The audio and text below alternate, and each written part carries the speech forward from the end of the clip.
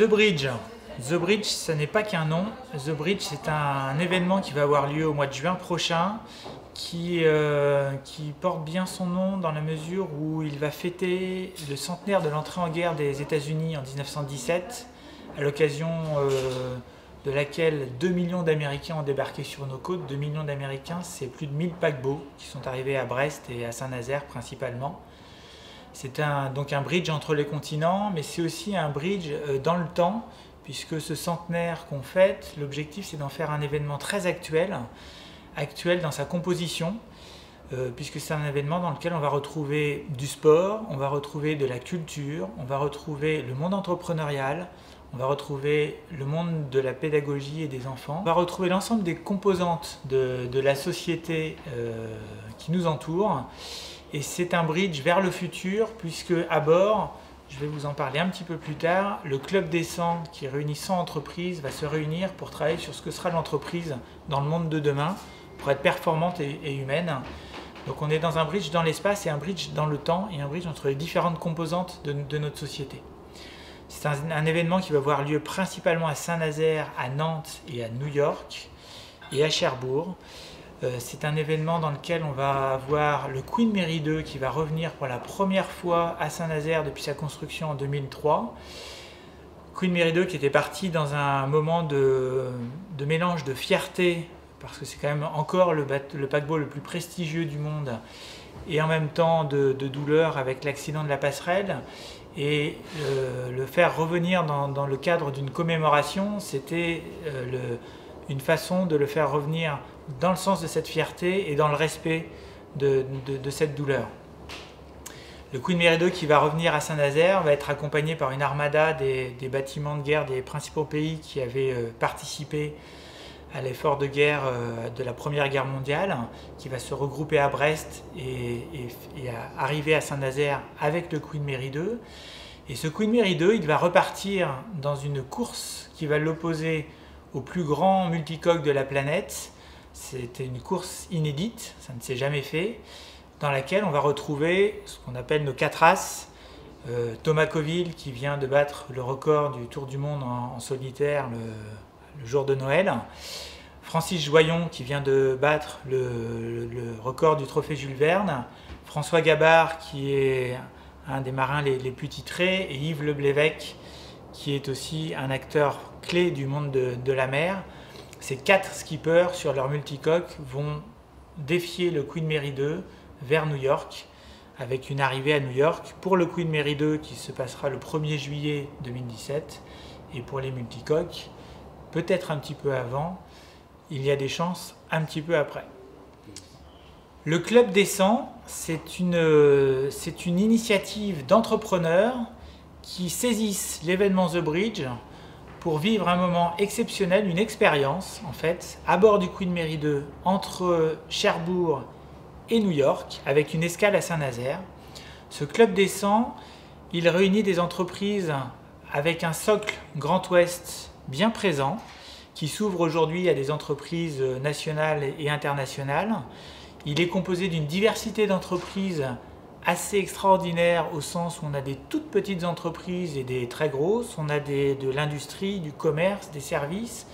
des cultures d'entreprises très différentes, entre des entreprises familiales comme Sodebo par exemple, ou des startups qui montent à bord. Et ce Club des 100 va vivre à bord du Queen Mary 2 une expérience unique du fait de la structuration de l'événement The Bridge. Puisqu'en fait, lorsqu'on le réunit, le poids historique lié au centenaire du débarquement des Américains, le défi contre les multicoques avec un PC course qui va être à bord du Queen Mary 2,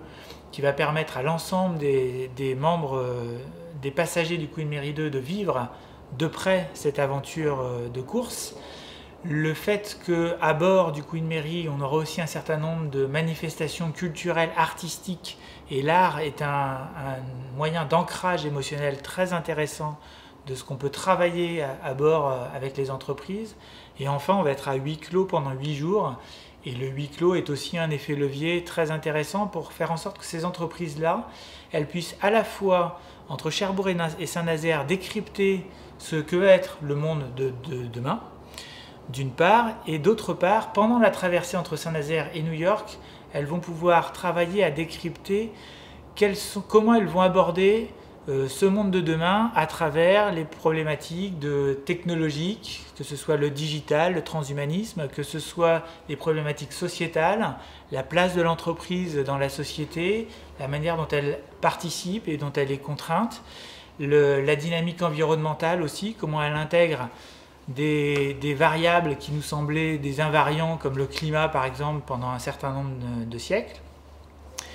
Elle va aussi aborder les nouveaux types de business models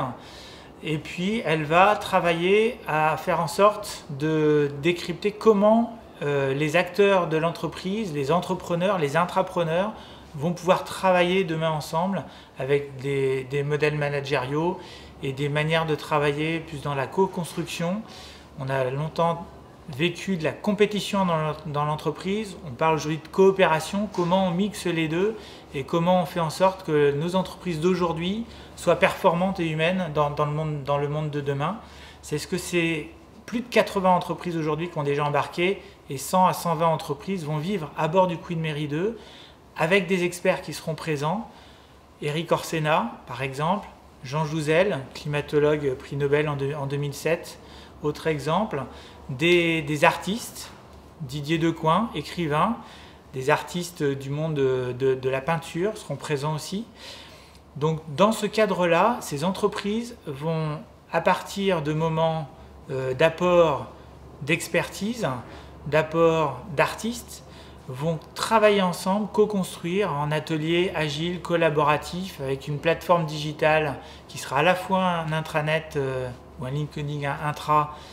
à bord du bateau, mais aussi un accès au programme, un accès au contenu, et puis des outils de post-it à 500 personnes, alors qu'au-delà de 20, avec un post-it physique, c'est un petit peu compliqué parfois, par exemple. Donc un outil pour travailler ensemble, décanter tout ce qui se passe, pour, sur la deuxième partie de la semaine, qu'elle puisse avancer sur qu'est-ce qu'on veut faire de tout ça concrètement ensemble, et qu'est-ce qu'on veut faire de tout ça concrètement pour notre propre entreprise, parce qu'en fait, chaque entreprise qui monte à bord a son propre projet dans l'aventure. Ça peut être un projet intra, ça peut être un projet stratégique, ça peut être un projet de travailler avec ses clients, avec ses fournisseurs. Et notre rôle à nous, il est de construire un moment qui va se passer pendant une semaine à huis clos sur ce Queen Mary 2, qui servent un intérêt collectif, inter-entreprise, et qui servent aussi des intérêts particuliers des entreprises qu'on invite à finir de nous rejoindre à bord pour finir d'affréter ce Queen Mary 2 et partir dans cette aventure assez incroyable.